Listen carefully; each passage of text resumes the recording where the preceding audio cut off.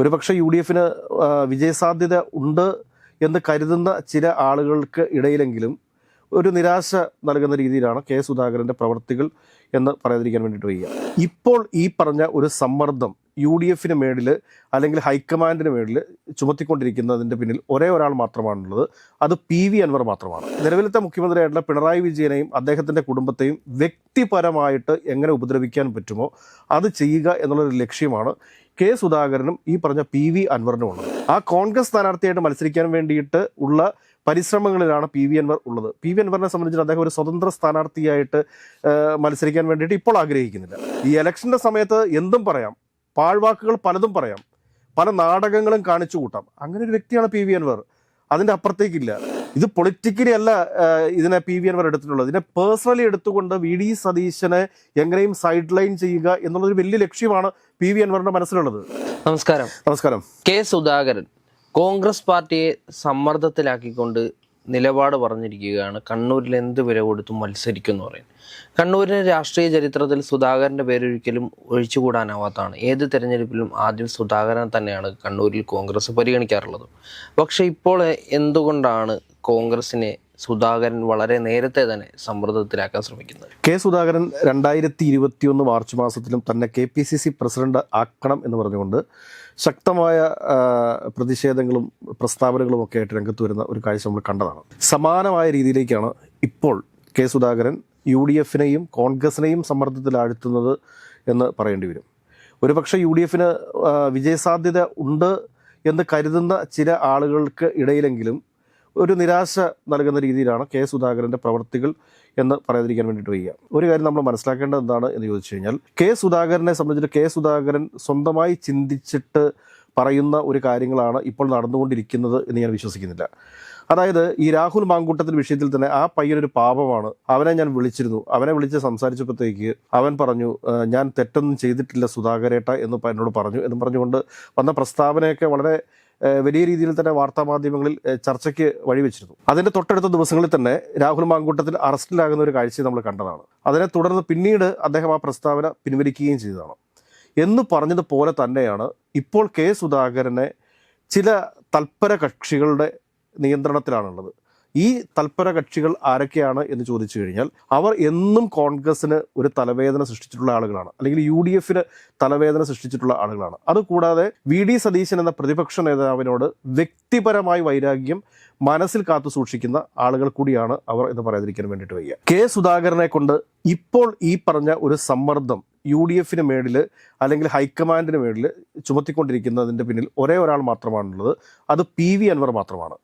കഴിഞ്ഞ 3 മാസങ്ങളിലായിട്ട് പല തവണ ഈ കെ സുധാകരനെ സ്വകാര്യമായിട്ട് സന്ദർശിക്കുകയും ഈ ഒരു ആവശ്യം, അതായത് കണ്ണൂർ നിയമസഭാ മണ്ഡലത്തിൽ കെ സുധാകരൻ മത്സരിക്കണമെന്നും മത്സരിച്ച് വിജയിക്കുന്ന കെ സുധാകരൻ UDF അധികാരത്തിൽ വരികയാണെങ്കിൽ ആദ്യത്തെ 1 വർഷം മുഖ്യമന്ത്രി സ്ഥാനം തന്നെ ചോദിക്കുക, മുഖ്യമന്ത്രി സ്ഥാനം ലഭിക്കാതെ വരുന്ന പക്ഷം ആഭ്യന്തര മന്ത്രിസ്ഥാനം ചോദിക്കുക. ആഭ്യന്തര വകുപ്പ് ലഭിച്ചു കഴിഞ്ഞാൽ ഉടൻ തന്നെ നിലവിലത്തെ മുഖ്യമന്ത്രിയായിട്ടുള്ള പിണറായി വിജയനെയും അദ്ദേഹത്തിൻ്റെ കുടുംബത്തെയും വ്യക്തിപരമായിട്ട് എങ്ങനെ ഉപദ്രവിക്കാൻ പറ്റുമോ അത് ചെയ്യുക എന്നുള്ളൊരു ലക്ഷ്യമാണ് കെ സുധാകരനും ഈ പറഞ്ഞ പി.വി. അൻവറിനും ഉള്ളത്. ഇതിൻ്റെ പിന്നിലുള്ള ഒരു ശക്തി എന്ന് പറയുന്നത് പി.വി. അൻവറാണ്. പി.വി. അൻവർ എന്താണ് ലക്ഷ്യം വെക്കുന്നതെന്ന് ചോദിച്ചു കഴിഞ്ഞാൽ, ബേപ്പൂർ ഒരു കാരണവശാലും പി.വി. അൻവർ വിജയിക്കാൻ വേണ്ടിയിട്ട് പോകുന്നില്ല. കഴിഞ്ഞ 2-3 ദിവസമായിട്ട് പി.വി. അൻവറിൻ്റെ ഫേസ്ബുക്ക് പേജൊക്കെ ഒന്ന് പരിശോധിച്ച് കഴിഞ്ഞാൽ അറിയാം, ഇദ്ദേഹത്തിൻ്റെ ഫേസ്ബുക്ക് പോസ്റ്റുകളൊക്കെ കുറവാണ്. അതല്ലെങ്കിൽ ഓരോ 10 മിനിറ്റ് കൂടുമ്പോഴും ഓരോ 1 മണിക്കൂർ കൂടുമ്പോഴും ഇദ്ദേഹത്തിൻ്റെ ഫേസ്ബുക്ക് പോസ്റ്റുകൾ പുറത്തേക്ക് വന്നുകൊണ്ടിരുന്നതാണ്. ഇപ്പം 3 ദിവസമായിട്ട് ഒരു ഫേസ്ബുക്ക് പോസ്റ്റുമില്ല. അതിന് കാരണം എന്താണ് എന്ന് ചോദിച്ചു കഴിഞ്ഞാൽ, ഈ കെ സുധാകരൻ്റെ പിന്നാലെയാണ് ഇപ്പോൾ ഈ പി.വി. അൻവർ. പി.വി. അൻവറിനെ സംബന്ധിച്ചിട്ട് ഇപ്പോൾ TMCയുടെ ബാനറിൽ കേരളത്തിൽ മത്സരിക്കാൻ വേണ്ടിയിട്ട് സാധിക്കത്തില്ല. തൃണമൂൽ കോൺഗ്രസുമായിട്ടുള്ള എല്ലാ ബന്ധവും പി.വി. അൻവർ വിച്ഛേദിച്ചിരിക്കുന്നു എന്നുകൊണ്ട് നമ്മൾ മനസ്സിലാക്കാനായിട്ട്. ഈ പറഞ്ഞ സജി മഞ്ഞക്കടമ്പനായിട്ട് പോലും ഇപ്പോൾ പി.വി. അൻവറിന് ബന്ധമില്ല എന്നുള്ളതാണ് യാഥാർത്ഥ്യം.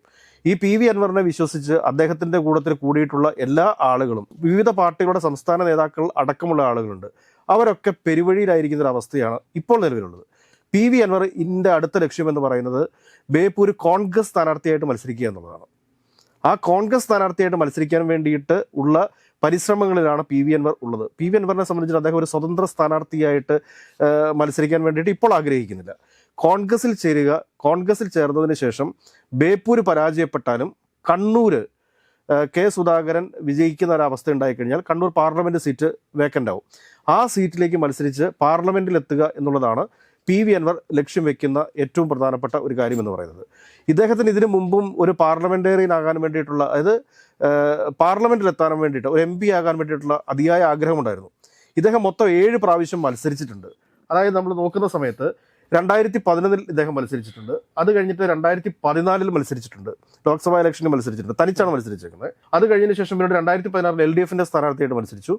2019 LDFന്റെ സ്ഥാനാർത്ഥിയായിട്ട് പൊന്നാനിയിൽ മത്സരിച്ചു. ഈ പൊന്നാനിയിൽ ഇദ്ദേഹം മത്സരിക്കുന്ന സമയത്ത് ഇദ്ദേഹം പറഞ്ഞിരുന്നത് എന്താണെന്ന് ചോദിച്ചു കഴിഞ്ഞാൽ, അന്ന് അദ്ദേഹം നിലമ്പൂർ MLA കൂടിയാണ്. ഏതെങ്കിലും കാരണവശാൽ പൊന്നാനിയിൽ താൻ പരാജയപ്പെടുന്ന ഒരു സാഹചര്യം ഉണ്ടായിക്കഴിഞ്ഞാൽ നിലമ്പൂർ MLA സ്ഥാനം താൻ രാജിവെക്കുമെന്ന് പറഞ്ഞിരുന്ന ആളാണ് ഈ PV അൻവർ.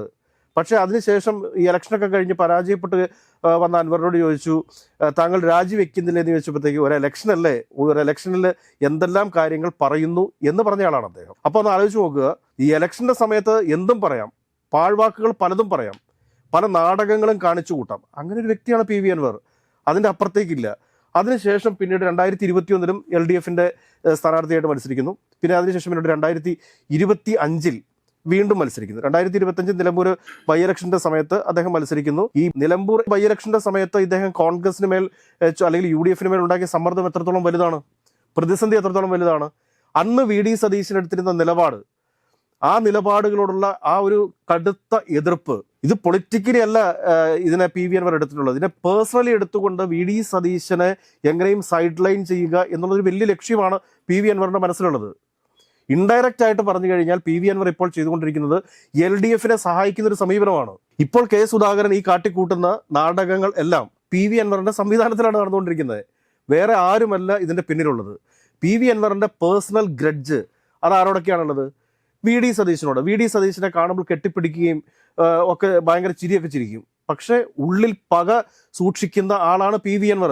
കോൺഗ്രസ് നേതൃത്വമൊക്കെ അല്ലെങ്കിൽ UDF നേതൃത്വമൊക്കെ കൃത്യമായിട്ട് ഇത് സംബന്ധിച്ച ഒരു വിശകലനം നടത്തേണ്ടതുണ്ട്, നിരീക്ഷണം നടത്തേണ്ടതുണ്ട്. കെ സുധാകരനെ സംബന്ധിച്ചിട്ട് അദ്ദേഹത്തിൻ്റെ പല നാക്കുപിഴകളും നമ്മൾ കണ്ടിട്ടുള്ളതാണ്. അദ്ദേഹത്തിന് ഓർമ്മക്കുറവുണ്ട് എന്നുള്ളതൊരു യാഥാർത്ഥ്യമാണ്. അദ്ദേഹത്തിൻ്റെ ഫാൻ ഗ്രൂപ്പ് പറഞ്ഞേക്കാം കെ സുധാകരൻ ആരോഗ്യവാനാണ് എന്ന്. പക്ഷേ യാഥാർത്ഥ്യം അതല്ല.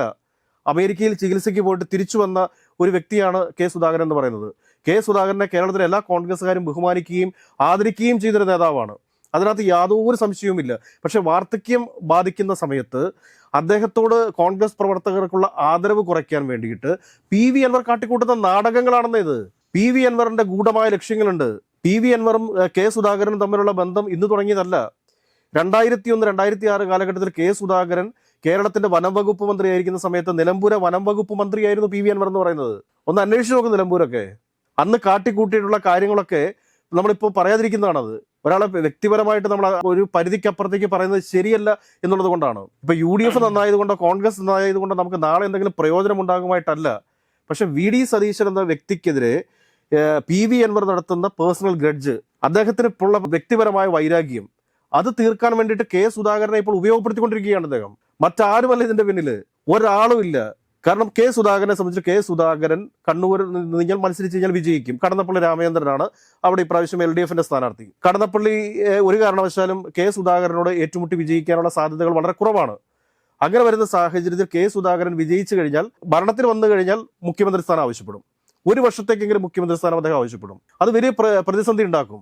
LDF വന്നാലും UDF വന്നു കഴിഞ്ഞാലും ഇപ്രാവശ്യം വലിയ ഒരു മേജർ ഭൂരിപക്ഷമൊക്കെ ഏതെങ്കിലും മുന്നണിക്ക് ഉണ്ടാകുമെന്നൊന്നും പ്രതീക്ഷിക്കാൻ വയ്യ. ഈ 100, 110 ഒക്കെ പല ആളുകളും പറയുന്നുണ്ട്. അത് UDFന്റെ ഫാൻസ് ഗ്രൂപ്പ് 100 പറയുമ്പോൾ LDFന്റെ ഫാൻസ് ഗ്രൂപ്പ് പറയുന്നു 110 പറയുന്നു. പക്ഷേ പൊളിറ്റിക്കൽ റിയാലിറ്റി എന്ന് പറയുന്നത് ആര് വിജയിച്ചാലും 75-നും 85-നും ഇടയിലുള്ള സീറ്റിലേക്ക് എത്താൻ സാധ്യതയുള്ളൂ. അപ്പൊ അങ്ങനെയൊക്കെ നിൽക്കുന്ന സാഹചര്യത്തിൽ ഏതെങ്കിലും കാരണവശാൽ UDF വന്നു കഴിഞ്ഞാൽ മുഖ്യമന്ത്രി കസേരയ്ക്ക് വേണ്ടിയിട്ട് ഇവിടെ നടക്കാൻ പോകുന്നത് എന്തായിരിക്കും? ഇതിനൊക്കെ അപ്പുറത്തുള്ള മറ്റൊരു യാഥാർത്ഥ്യമുണ്ട്. ആ യാഥാർത്ഥ്യം എന്താണെന്ന് ചോദിച്ചു കഴിഞ്ഞാൽ, UDF അധികാരത്തിൽ വന്നു കഴിഞ്ഞാൽ ഹൈക്കമാൻഡിന്റെ തീരുമാനം KC വേണുഗോപാൽ കേരളത്തിന്റെ മുഖ്യമന്ത്രി ആകണമെന്നായിരിക്കില്ലേ? അതിനെ തടയാൻ ശേഷിയുള്ള ഏതെങ്കിലും നേതാക്കന്മാർ കേരളത്തിലുണ്ടോ? ഒരാൾ പോലും ഇല്ലല്ലോ. കെ സുധാകരനോട് നമുക്ക് ഒരു ബഹുമാനമൊക്കെ തോന്നുമായിരുന്നു. എങ്ങനെയാണെന്നറിയോ? ഇപ്പോഴും ഇദ്ദേഹം ഈ ഹൈക്കമാൻഡിനെ വെല്ലുവിളിക്കുന്നതിലൊക്കെ വലിയ ഒരു ആത്മാഭിമാനം കേരളത്തിലെ കോൺഗ്രസ്സുകാർക്ക് ഉണ്ടാവും. ഇതിനു മുമ്പ് ഈ ഹൈക്കമാൻഡിനെ ഇതേ രീതിയിൽ വെല്ലുവിളിച്ചിട്ടുള്ള ശ്രീ K. കരുണാകരനും AK ആന്റണിയും ഒക്കെ മാത്രമാണ്.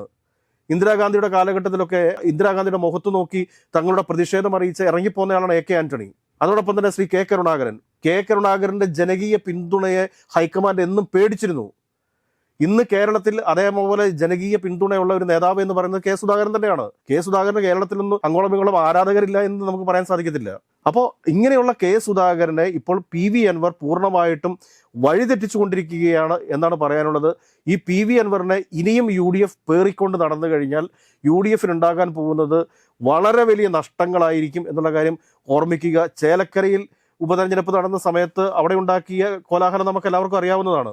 അതോടൊപ്പം തന്നെ പാലക്കാട് ഉപതെരഞ്ഞെടുപ്പ് വന്ന സമയത്ത് അവിടെ ഉണ്ടാക്കിയ കോലാഹലം നമുക്ക് അറിയാവുന്നതാണ്. രാഹുൽ മാങ്കൂട്ടൻ രാത്രി അദ്ദേഹത്തിന്റെ വീട്ടിൽ പോയിട്ടാണ് പാലക്കാട് സ്ഥാനാർത്ഥിയെ നിർത്തല്ലേ എന്ന് പറഞ്ഞുകൊണ്ട് അദ്ദേഹത്തിന്റെ കാല് പിടിക്കുകയും അവിടുത്തെ സ്ഥാനാർത്ഥിയെ PV അൻവർ പിൻവലിക്കുകയൊക്കെ ചെയ്തത്. എന്നാൽ ചേലക്കരയിൽ അദ്ദേഹം സ്ഥാനാർത്ഥിയെ നിർത്തിയിരുന്നു. അപ്പൊ ഇതൊക്കെ ഒന്ന് മനസ്സിലാക്കി കൃത്യമായ ഒരു പഠനം നടത്തിയതിനു ശേഷം വേണം UDFിലേക്ക് PV അൻവറിനെ ഇനി എന്ത് ചെയ്യണം എന്നുള്ള കാര്യം UDF തീരുമാനിക്കാൻ. അതല്ലാത്ത പക്ഷം വലിയ നഷ്ടങ്ങളും വലിയ പ്രതിസന്ധികളുമാണ് UDFിന് മുമ്പിലുള്ളത് എന്നുള്ള ഒരു യാഥാർത്ഥ്യം UDF ഉൾക്കൊള്ളുന്നത് നല്ലതായിരിക്കും എന്നാണ് പറയാനുള്ളത്. ഷാഫിക്ക് വിഷയത്തിൽ എന്താ പറയാനുള്ളത്? ആദ്യം തന്നെ പറയേണ്ട ഒരു കാര്യം എന്ന് പറയുന്നത്, നിലമ്പൂരിലെ ഉപതെരഞ്ഞെടുപ്പ് അനാവശ്യമായിട്ടുള്ള ഒരു തെരഞ്ഞെടുപ്പായിരുന്നു. ആ ഉപതെരഞ്ഞെടുപ്പ് കൊണ്ട് PV അൻവർ ഉദ്ദേശിച്ചിരുന്നത് PV അൻവറിൻ്റെ ശക്തി തെളിയിക്കുക എന്നുള്ളത് മാത്രമായിരുന്നു. ശരിക്കും നമ്മളൊന്ന് നോക്കുക, ഏകദേശം 1 വർഷം മാത്രമേ തിരഞ്ഞെടുപ്പിന് ബാക്കിയുള്ളൂ. ഈ ഒരു സമയത്ത് അനാവശ്യ ചെലവുകളാണ് ശരിക്കും പുതിയൊരു തിരഞ്ഞെടുപ്പ് കൂടി വന്നു. തീർച്ചയായിട്ടും. അപ്പോൾ ഈ ഒരു സമയത്ത് PV അൻവർ രാജിവെച്ച് PV അൻവർ, എനിക്ക് ശരിക്കും PV അൻവറിനോട് ആദ്യം ഭയങ്കര ബഹുമാനമായിരുന്നു. കാരണം കേരളത്തിലെ ഒരു മാധ്യമം, നിരന്തരം വ്യാജ വാർത്തകൾ കൊടുക്കുന്ന ഒരു മാധ്യമ സ്ഥാപനം, മറ്റുള്ളവരെ ചെളി വാരിത്തേക്കാനും കരി വാരിത്തേക്കാനും മാത്രം ഇറങ്ങി പുറപ്പെടുന്ന ഒരു മാധ്യമ സ്ഥാപനം, അതിനെ വെല്ലുവിളിച്ചുകൊണ്ട് അതിനെ പൂട്ടിക്കുമെന്ന് പറഞ്ഞുകൊണ്ട് ഇറങ്ങി പുറപ്പെട്ട ആളാണ് PV അൻവർ. അങ്ങനെ PV അൻവറും ഈ മാധ്യമ സ്ഥാപനവും തമ്മിലുള്ള യുദ്ധം നടന്നുകൊണ്ടിരിക്കുന്നു. പരസ്യമായി തന്നെ ഇതിനെതിരെ പോരാട്ടം നടത്തുമെന്ന് PV അൻവർ പറയുന്നു. അതിനുശേഷം ഇങ്ങോട്ട് ഒരു CPMന്റെ അണികൾക്കിടയിൽ, ഒരു സൈബർ അണികൾക്കിടയിൽ കടന്നൽ രാജ എന്നുള്ള വിളിപ്പേര് വരുന്നു. അങ്ങനെ സൈബർ ഇടത്ത് ഭയങ്കര സജീവമാണ് PV അൻവർ. PV അൻവറിൻ്റെ ഫാൻസ് തന്നെ കേരളത്തിൽ അങ്ങോളം ഇങ്ങോളം ഉണ്ടായിരുന്നു. ആ ഒരു ഘട്ടത്തിൽ നിന്നിട്ടാണ് പിന്നീട് നിലമ്പൂർ ഫോറസ്റ്റ് ഓഫീസിലെ മരമുറിയുമായിട്ട് ബന്ധപ്പെട്ടിട്ടുള്ള പ്രശ്നങ്ങൾ ഉണ്ടാകുന്നത്. ആ ഒരു വിഷയത്തിലും കൃത്യമായിട്ട് ഫോറസ്റ്റ് ഓഫീസർക്കെതിരെയും അതുപോലെ തന്നെ ADGP MR അജിത് കുമാറിനെതിരെയുമുള്ള നിലപാടുകളൊക്കെ സ്വീകരിച്ച് അദ്ദേഹം കൃത്യമായിട്ട് അതിനെതിരെ രംഗത്ത് വരികയും ചെയ്തു. ഇതിൽ മറ്റൊരു സംഗതി എന്ന് പറയുന്നത്, താമീർ ജിഫ്രിയുടെ കൊലപാതകവുമായിട്ട് ബന്ധപ്പെട്ടുകൊണ്ട് ഈ PV അൻവർ കൊല്ലപ്പെട്ട ആളുടെ കുടുംബത്തിന് പിന്തുണ കൊടുത്തു. അപ്പം അങ്ങനെ വളരെ ധീരമായിട്ടുള്ള നിലപാടുകൾ സ്വീകരിച്ചിട്ടുള്ള ഒരാളായിരുന്നു PV അൻവർ. പിന്നീട് PV അൻവർ LDFിൽ നിന്ന് പോകുന്നു. ശേഷം CPMൽ നിന്ന് പോയതിന് ശേഷം CPMന്റെ മെമ്പറല്ലായിരുന്നു, സ്വതന്ത്രനായിട്ടായിരുന്നു നിന്നിരുന്നത്.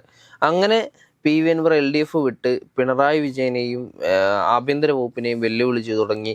പിന്നീട് സ്വന്തമായിട്ട് ആദ്യം പാർട്ടി ഉണ്ടാക്കുമെന്ന് പറയുന്നു. പിന്നീട് തൃണമൂൽ കോൺഗ്രസുമായിട്ട് വരുന്നു.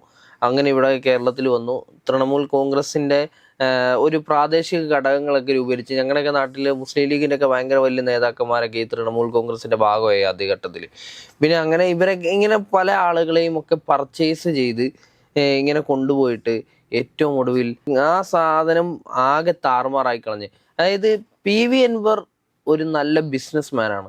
പൊളിറ്റിക്സിനെ ബിസിനസ്സായി കാണുന്നു എന്നതിനപ്പുറത്തേക്ക് അയാൾ ഒരു തരത്തിലും ഈ പറയുന്ന പോലെ രാഷ്ട്രീയത്തിന് മുൻഗണന കൊടുക്കുന്നില്ല. അങ്ങനെ മുൻഗണന കൊടുക്കുന്നുണ്ടായിരുന്നെങ്കിൽ, ജനങ്ങളുടെ ആത്മാഭിമാനത്തിനും ജനങ്ങളുടെ പണത്തിനും വില കൊടുക്കുന്നുണ്ടായിരുന്നെങ്കിൽ നിലമ്പൂരിലെ ഉപതെരഞ്ഞെടുപ്പ് അദ്ദേഹം ഒഴിവാക്കുമായിരുന്നു.